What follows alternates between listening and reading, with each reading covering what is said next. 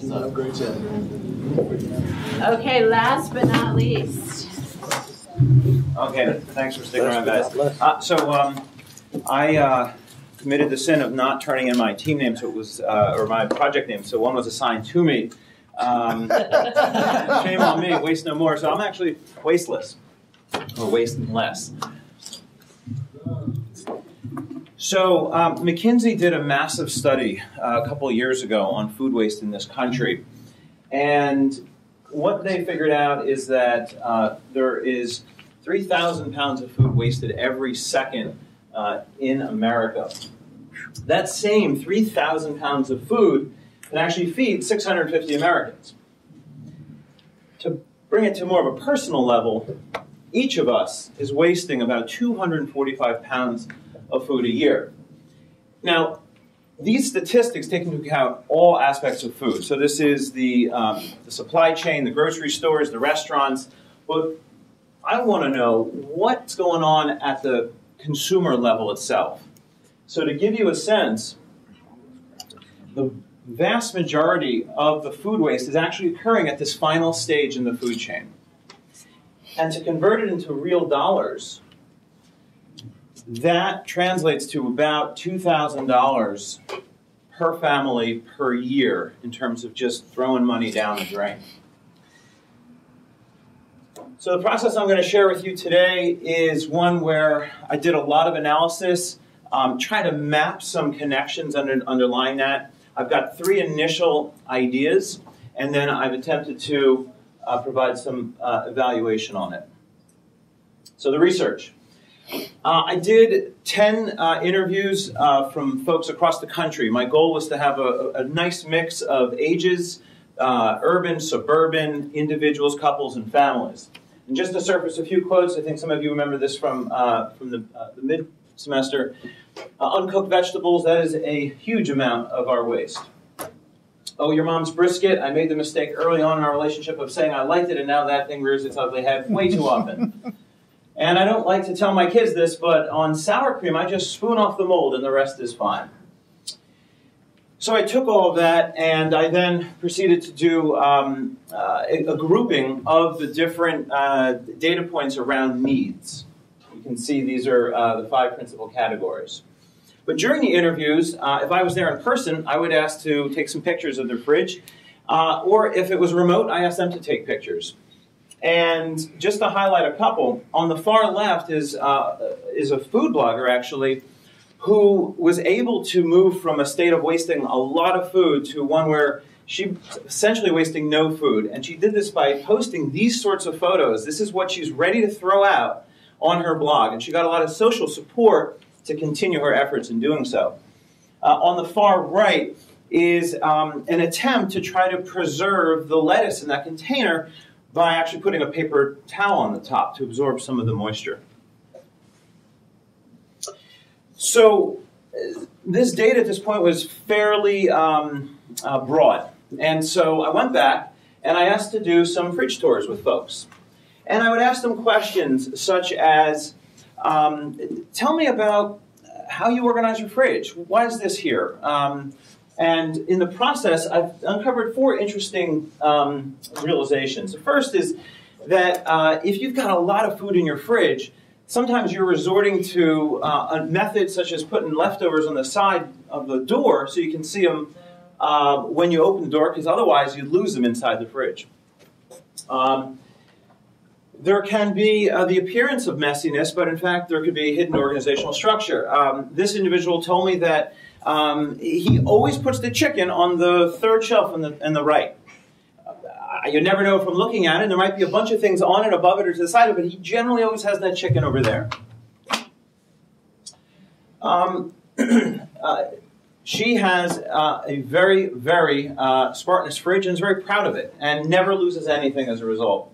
And finally, for the individual for whom there is enough food to last months, she runs out of space and resorts to storing bread in the crisper. From a competitive landscape standpoint, looked at 4 areas with an emphasis on extending the food life of products. and I ran 2 experiments. The first is with bags that absorb ethylene gas. And what I asked folks to do is I said, look, I'm going to give you this product. And I want you to, for a couple of weeks, put some fruits or vegetables in it, and then take the same types of fruits or vegetables and don't put it in it. And email me what you discover. I'm interested in learning about changes in taste, changes in appearance. And this product has kind of got mixed reviews.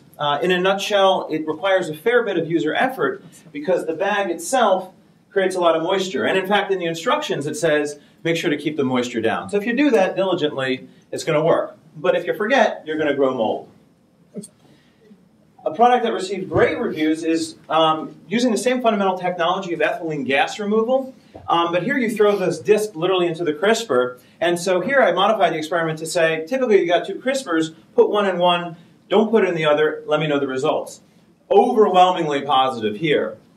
It's important to note with both of these products that they are fundamentally limited, however, in their scope.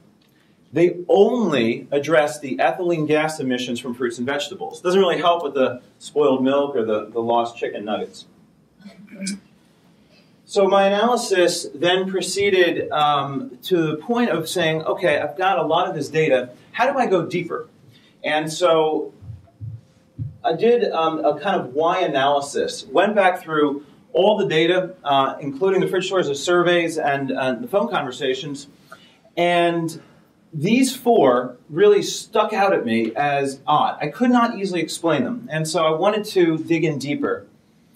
So just to highlight the one on the top, I'd rather cook extra and have to throw it out than run out. And so for each of these, I went back to the person and I said, tell me more. Why is that? So I did it for all 4. In the interest of time, I'll just share with you one. And so I said, all right, so why is that? And she said, well, I take pride in knowing that if my family wants more, I have more. Well, why is that? I grew up being taught that no matter what, you should never not have enough. Okay? Why do you think you were taught that? Having ample food shows that you put family and guests first and money second. And why do you continue to do that? Well, it makes me very happy to see empty plates and plenty of food still in my serving dishes at the end of a meal. I also looked at behavioral aspects as well. So there's been a lot of effort paid to looking at how you can change people's behaviors, specifically around the environment. There's about 7 leading theories around what is involved in changing someone's behavior. 2 of them have surfaced to more recently tackle the aspect of getting someone to change their behavior for the environment, per se. So there's this theory called the reasonable person model. And it basically says that even if you read all those statistics and you hear about how much waste is going on and all of these things, intellectually you could understand it. But you're not necessarily going to be motivated to do something to change your behavior to lower that problem, unless there's also some benefit for you. That's the way the vast majority of us are. Another important theory, also being applied very readily to the aspect of getting people to change their behavior for the environment, is that people don't learn or change alone, but save for through social interaction. And this actually ties in nicely to what I learned from that food blogger.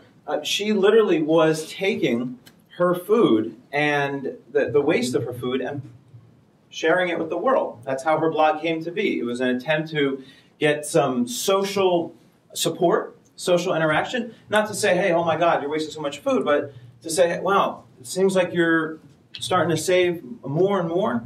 That's great. Keep up the good work. So I then went through a mapping phase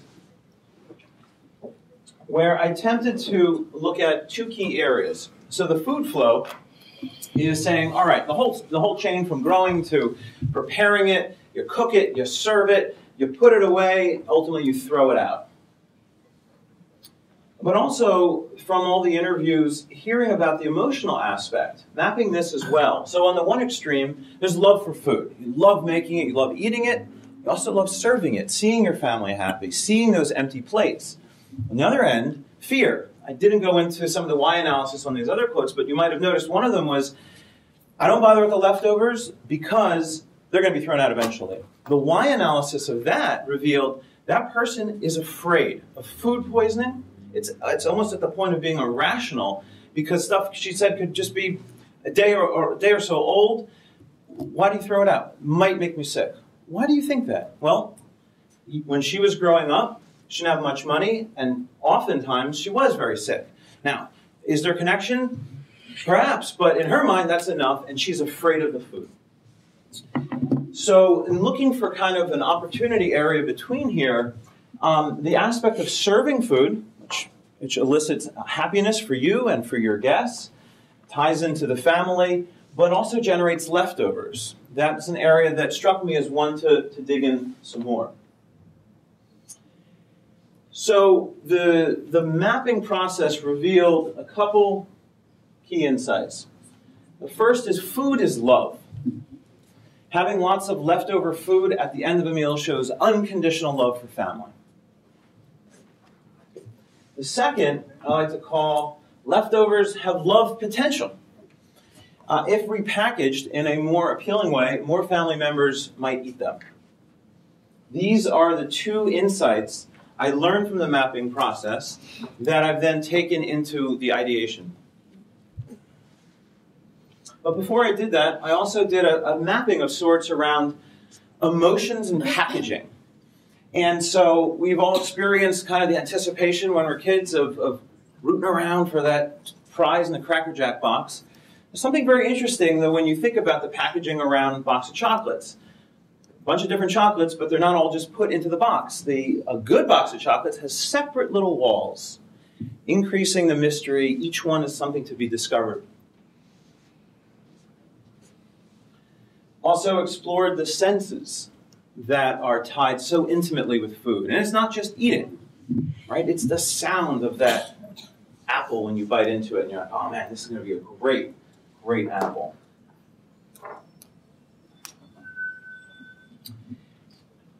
So, to set the stage for the first concept, I want you to imagine a couple. He has invited her over. They're dating. He's invited her over for a meal he's cooking himself. He's pulled out all the stops. He's got the candlelight. He's got the bottle of wine. And he cooks her this meal. It's terrific. And there's plenty of leftovers, not surprisingly. Certainly didn't want to be caught without enough food. So he gives her some leftovers to take home. Now, when she goes to then eat those leftovers, that's a very different experience suddenly. It's no longer on the plate. It no longer has the ambiance that it did. In fact, it's probably not quite the same taste, certainly probably not the same temperature, and it's in this plastic container. It's the same food in principle, but not the same level of interaction, not the same emotional response. So here's the idea. It's a container, glass on the inside. Figure out the details next semester, perhaps. But there's a QR code. And so the sharer, in this case, the guy who made the meal, when he puts that food into the container, he snaps the QR code on it. And what he then does is, with his mobile app, he writes a message. It's a message that says how to work with this food, maybe how to bring it back closer to that state, but also personalized. Last night was fun. And so some time passes. Of course, it could be a day or two that these leftovers are now in her fridge. She is the receiver. Different device, different place. Has the container, takes the picture of the QR code, retrieves the message. The media doesn't necessarily need to be just a message. It could also be a picture, something they shared together. That's now retrieved. Or, of course, a video. What's interesting here is the applications are not just necessarily between one and one. You could also imagine a dinner party. The host is a couple dozen people over. And instead of a doggy bag or gift bag, the host, in giving out these containers, could then associate a picture of the night's festivities. So when all those guests go back and then experience that leftover again, it's more like the meal itself. Finally, you could invert the model and imagine in a school situation. A lot of children bring a lot of different food in. There's some allergy concerns. The teacher could quickly go around, scan those, and then perhaps one of them comes up. Let's put Timmy over in the corner. He's got the peanut butter and jelly sandwich. Okay. Here's the next concept.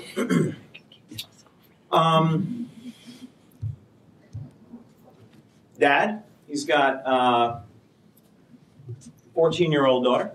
She is on the soccer team. And everyone is very, very busy in this household. He has to leave early for work. But today is going to be, or tomorrow morning is going to be her big game. He's made her a lunch. And the concern that he has is that fridge is stuffed with so much. Is she even going to see it? So this product envisions, it's a clip. It can go onto a bag just as easily as a milk carton. It's got a magnet. It could snap onto a metal can, or it could just be placed on a container. But it has a translucent top. And so the daughter knows yellow is her color. Another family member is maybe blue or green. So to play the scenario out, Dad packs this great lunch. He's the sheriff. What he does is he puts the clip on top, taps it till it gets to the yellow color, and then, again, time passes. He's gone. She goes to the fridge. She is now a he. That's the first thing. That clip is impressive. She is frustrated. Man, there's a lot of stuff in here. I know we're going to be in good shape when the blizzard hits, but I can't find anything for lunch. Upon opening the fridge door, that sends a signal to illuminate that clip. She's happy. She sees the lunch. That's food that has not gone to waste. Here's the final concept.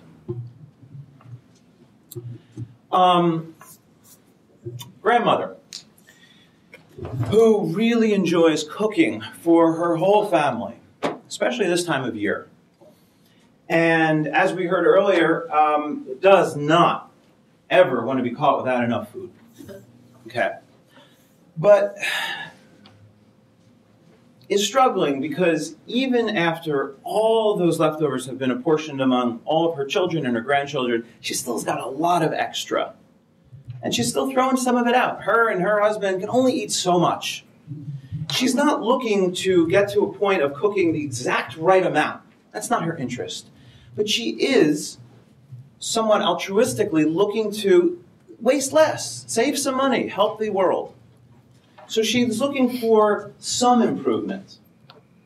So you can imagine a bowl, standard serving bowl, glass.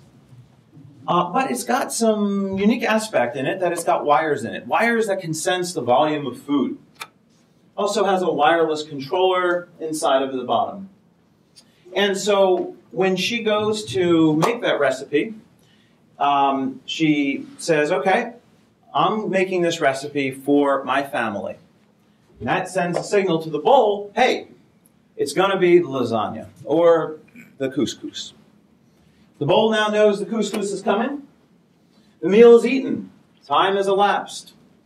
And the bowl records and transmits back, hey, this is how much food was left.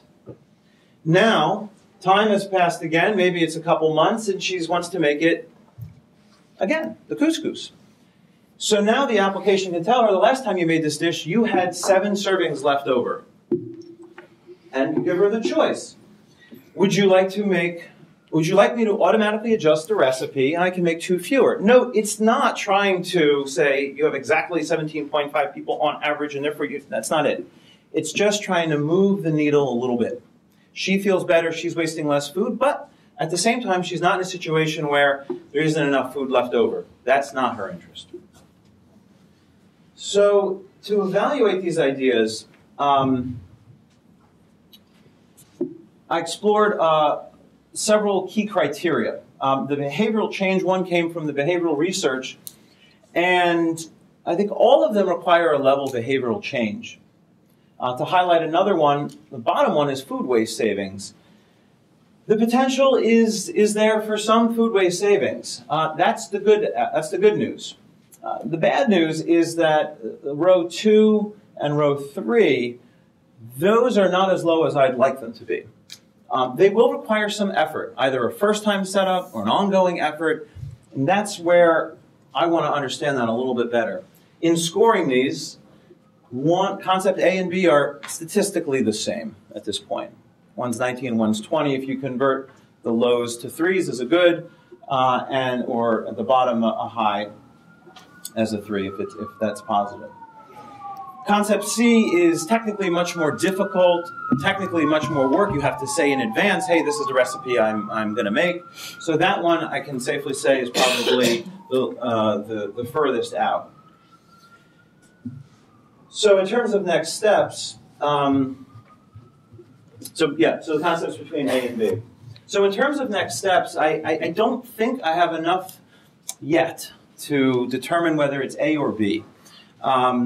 So my thinking is to quickly, in the third semester, move to try to qualify this with a bit more research, and then decide on that concept, and then move through the stages that you guys have already shared.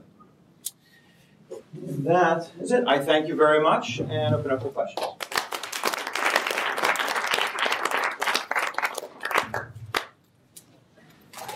Yes? Well, first of all, it looks like you made a lot of progress from midterm. That's some pretty cool ideas. My question about concept B was, could that be just like colored plastic clips? Why does it need to be LEDs? Good. Thank you for mentioning that. I skipped over that part. Why can it not be simply colored clips? Great. So the problem with a colored clip is if you put that colored clip onto the food item, invariably other stuff is going to get pushed in front of it, and it's going to be hard to see. So what in fact is going to happen when you open that door is you're going to say, hey, show me my stuff. There's actually a tie to the fridge light. The fridge light will go all the way dim, and just your object or objects or clips will illuminate. So then you can go see, oh yeah, that's way back there, but it's got my glow. Let me go find it. Yeah. I'm really intrigued by these ideas too, and I think they've come to a really great place since we saw them last. I wonder if you want to consider, talk a lot about families, but the single user or the urban user, because you know that people in New York, there's minimum delivery fees, and they say, oh, well, I'll eat it tomorrow, and then they're going out the next day. They also have really tinier fridges, so might be an opportunity to look at customers. Thank you. Because you're asking people to change their behavior, and then you're also going to ask them to pay money to do it. Those are two tricky things. One interesting direction to take concept one might be to look at restaurants, and they might want to improve your experience with their leftovers, and they have the motivation to do that. Excellent. That's a great idea. Something to check out. Very cool. Little QR code, Celebrity Chef pops up, shows you how to properly reheat. That's awesome. Thank you. That's a great idea. Yeah. Maybe combining your clip idea with one of your midterm ideas. A lot of it was like indicating which food should be eaten when. Like your lifespan of this is only like 3 more days. So rather than having it glow a color for a person, have like a meter, like, oh, it's turning, I think that you mentioned it's turning red. Yeah, you could do both. Right. Yeah. Yes. Thank you. Yes, Matt.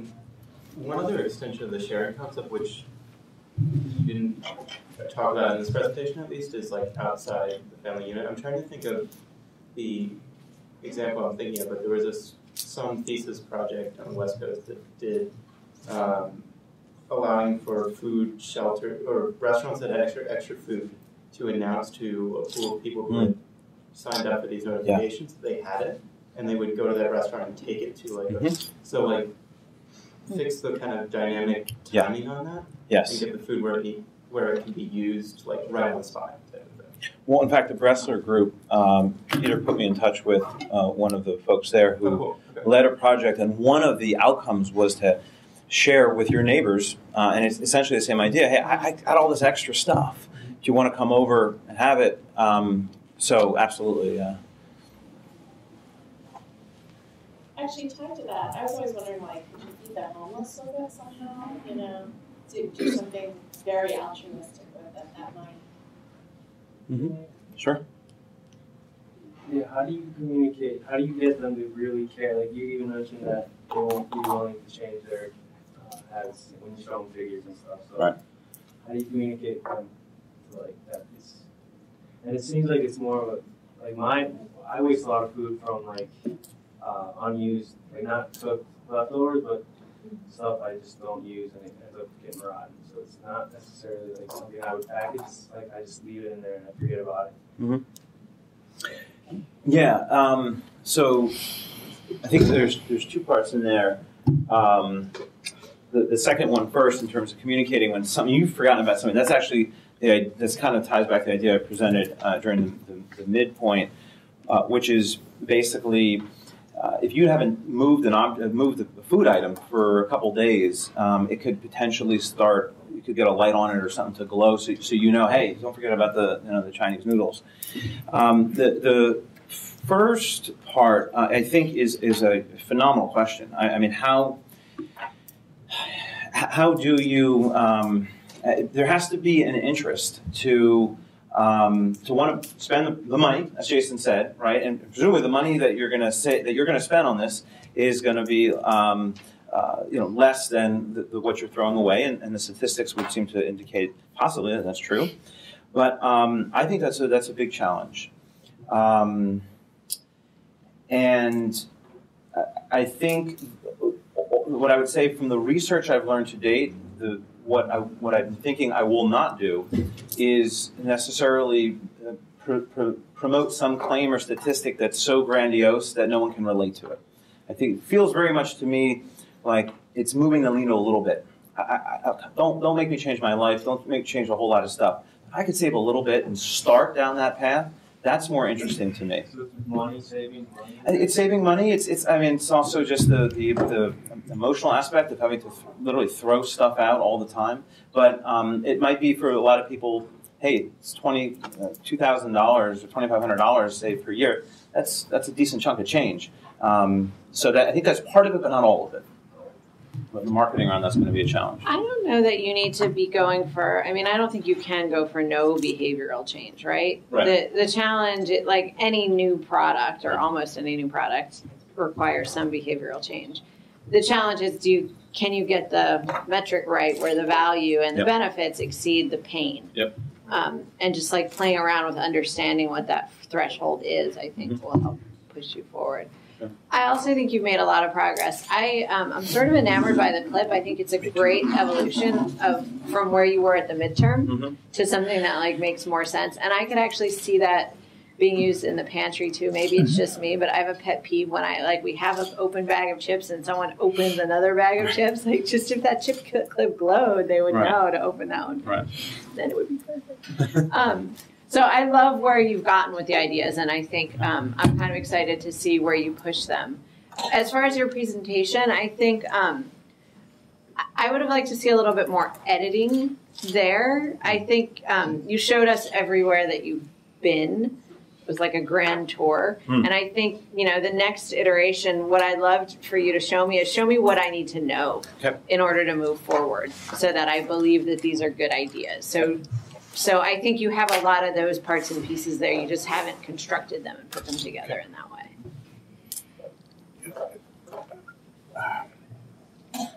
I'm glad where you ended up. I think, though I'm personally drawn to the clip idea, it's not the clip itself that I'm drawn to. It's, to me, a motivation for knowing that you need to eat something is knowing that its time is coming. And that attachment device, whatever it happens to be, whether it's a clip or a sticky or a stuckum or whatever it is, that thing and figuring out a way to get it to tell you when you should be paying attention, which is, I think, the core of what you came up with, I think is a great concept. And one that I think people would buy like crazy, if for no other reason, it's for guilt.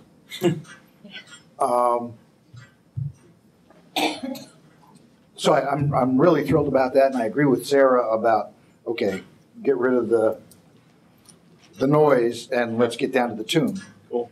I also want to compliment you on your improvement of drawing style.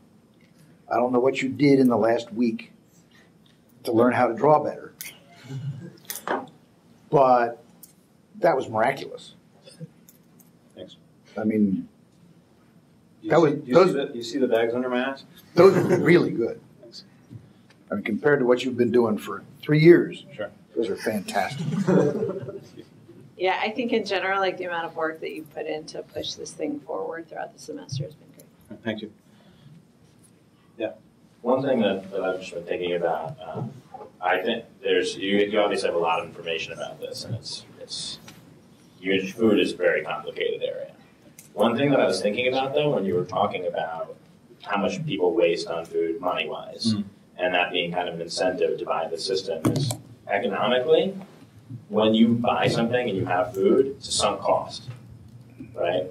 And when you have sunk costs, you generally shouldn't be acting based on those sunk costs, which I think is why, in some sense, why people don't care about food once they bought it. Yes. Right? Because it's in your fridge. It's like, well, if I don't eat it, then what's the difference? Like, we don't have this really great correlation to like money and energy into our bodies, and people don't really know how all that works. So I feel like what you really could try and do better is stop people from buying it in the first place. Yeah. One of the four whys, the sort of the jump out ones, you may have seen. There was a guy who said, "Dude, I know I waste some food. I don't really see it as a big problem." And he went on this rant, essentially verbatim to what you just said. He's mentally gone through the math. By the time he, drives more to the store, so he doesn't have as much in his fridge to waste in the first place, and that gas and the pollution there, and it was just the whole thing. It's all sunk cost to him. Totally agree. So yeah, upstream ultimately may be a whole nother area to look into. Sure. Great work. Thanks. Especially since the last time I saw it also, which was quite a while ago, actually. I like the comfort level that you're talking to the subject material. I think, you've been living it for so long that it just flows, like when you're talking about it, and you're very comfortable. I think one of the things that becomes clear to me a little bit more so is you've done a lot to kind of understand from the person's perspective, and you've become an expert on what people are thinking about food waste and understanding that side of it. I'm not convinced you're an expert yet on what's the best way to not prevent food waste, but like what's the best way or the new methods or anything about some of the experiments that you were doing that actually give you knowledge about food waste in terms of how to actually stop it or how to preserve, right? So you're kind of moving down the path of an idea that takes you more into like a product solution. So I think you want to understand if it is a product solution that you're heading more towards.